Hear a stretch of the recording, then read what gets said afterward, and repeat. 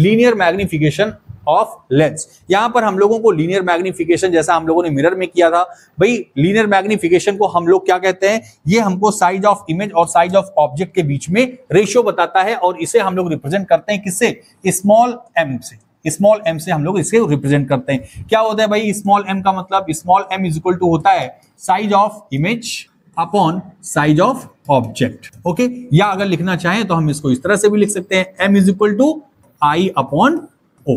ठीक है, यानी कि size of image upon size of object. आइए जरा रे डायग्राम की हेल्प से हम लोग इसको समझते हैं। अगर मेरे पास एक कॉन्वेक्स लेंस है जिसका सेंटर पॉइंट मैंने कहा यहां पर ऑप्टिकल सेंटर है ओ, और इसका जो फोकल लेंथ है वो हमने मान लिया यहां पर है, और इसका सेम साइड में यहां पर फोकल लेंथ। ओके, अब मैं यहां पर ऑब्जेक्ट प्लेस करता हूं उसकी रियल इमेज बनाने के लिए, और फिर वहां से मैग्निफिकेशन भी समझेंगे। तो मैंने कहा भाई यहां पर मेरे पास ऑब्जेक्ट है कौन, ए बी, और इमेज फॉर्मेशन रूल के अकॉर्डिंग जब लाइट रे प्रिंसिपल एक्सिस के पैरेलल इस लेंस पर इंसिडेंट होगी तो रिफ्रैक्शन होगा, और रिफ्रैक्शन के बाद ये कहां से पास होगी भाई, ये फोकस से पास होती हुई दिखाई देगी। फिर दूसरी लाइट रे कहां से जाएगी, ऑप्टिकल सेंटर से जाएगी, और इस पहली वाली रिफ्रैक्टेड लाइट रे से इंटरसेक्ट करेगी।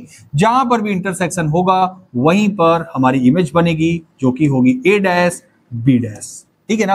अब अगर इस इमेज में देखा जाए तो हम लोग किसी दो ट्रायंगल को सिमिलर दिखा सकते हैं, तो बिल्कुल कौन सा ट्रायंगल, ए बी ओ, इस वाले ट्रायंगल को, और ए डैश बी डैश ओ, इन दोनों ट्रायंगल्स को अगर मैं सिमिलर दिखा दूं तो इनके साइड्स का रेशियो ले सकता हूं, जिससे कि मैं साइज ऑफ इमेज और साइज ऑफ ऑब्जेक्ट ले पाऊंगा। तो यहां पर मैं कहूंगा in triangle A B O and triangle A dash B dash O, इन दोनों ट्रायंगल्स को सिमिलर कैसे दिखाया भाई, ये वाला एंगल वर्टिकली अपोजिट, ये वाला हमारा 90 डिग्री, तो तीसरा अपने आप बराबर होगा, सिमिलर हो गया। तो इनकी कॉरस्पॉन्डिंग साइड्स का अगर रेशियो लेते हैं तो ये हो जाएगा A dash B dash upon A B is equal to B dash O upon B O.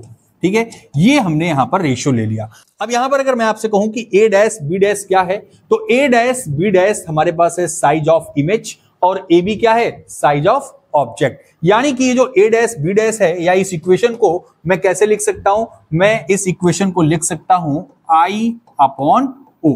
ठीक है ना, आई अपॉन ओ, और साइन कन्वेंशन देखते हुए देखिए जरा, बी डैश ओ कहां पर है भाई, बी डैश ओ, और ये वाली जो डिस्टेंस होगी इसको मैं क्या कहूंगा, वी कहूंगा कि नहीं कहूंगा, क्यों, क्योंकि डिस्टेंस ऑफ इमेज है, तो इसकी जगह पर मैं लिखूंगा वी। लेकिन किस साइन के साथ मैंने लिखा है, यहां पर मैंने प्लस साइन के साथ लिखा है। अगर बी ओ की बात की जाए तो बी ओ कहां पर है, ये डिस्टेंस क्या होती है, डिस्टेंस ऑफ ऑब्जेक्ट होती है, जिसको हम यू से रिप्रेजेंट करते हैं। लेकिन साइन कन्वेंशन के अकॉर्डिंग अगर देखा जाए तो हम इसे माइनस यू लिखेंगे।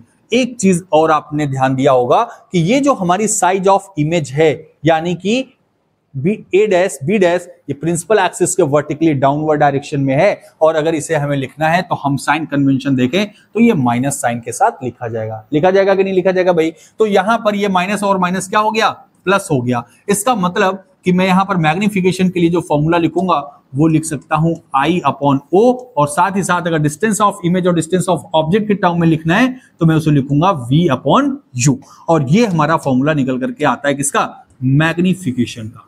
ठीक है ना। तो ये हमेशा क्या ध्यान रखना है आपको कि अगर मैं मिरर की बात कर रहा था तो यही मैग्निफिकेशन का फॉर्मूला यू और वी के टर्म में माइनस वी बाई यू था, लेकिन लेंस के टर्म में क्या है, वी अपॉन यू, यानी कि ऑलवेज पॉजिटिव रहने वाला है।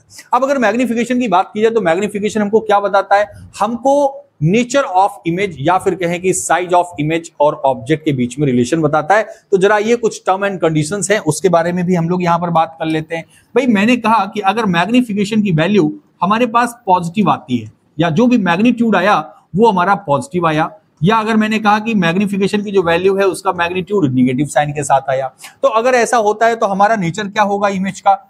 अब यहां पर अगर बात की जाए ओ की, तो ओ हमारा क्या रहने वाला है, हमेशा पॉजिटिव होगा। क्यों, क्योंकि प्रिंसिपल एक्सिस के वर्टिकली अपवर्ड डायरेक्शन में होगा, तो ये तो हमारा हमेशा पॉजिटिव रहने वाला है। यानी कि जो इमेज है हमारी, अगर ये प्रिंसिपल एक्सिस के वर्टिकली अपवर्ड डायरेक्शन में बनती है तभी हम उसको कैसा कंसीडर करेंगे, पॉजिटिव कंसीडर करेंगे। अदरवाइज अगर ये नीचे बन जाएगी तो क्या हो जाएगा, इसको हम लोग निगेटिव साइन के साथ लेंगे। इसका मतलब अगर हमारे पास m की वैल्यू पॉजिटिव आ रही है तो i भी क्या होगा, वर्टिकली अपवर्ड होगा। यानी कि मैं कहूंगा जो इमेज का नेचर होगा वो कैसा होगा भाई, इरेक्ट होगा। कैसा होगा, इरेक्ट। और आपको ये पता है चाहे वो कॉन्वेक्स लेंस हो चाहे कॉनकेव लेंस हो, अगर इमेज हमारी इरेक्ट बन रही है तो कैसी होती है, वर्चुअल होती है। कैसी, तो मैं कहूंगा इरेक्ट और वर्चुअल भी होगा साथ में। डन।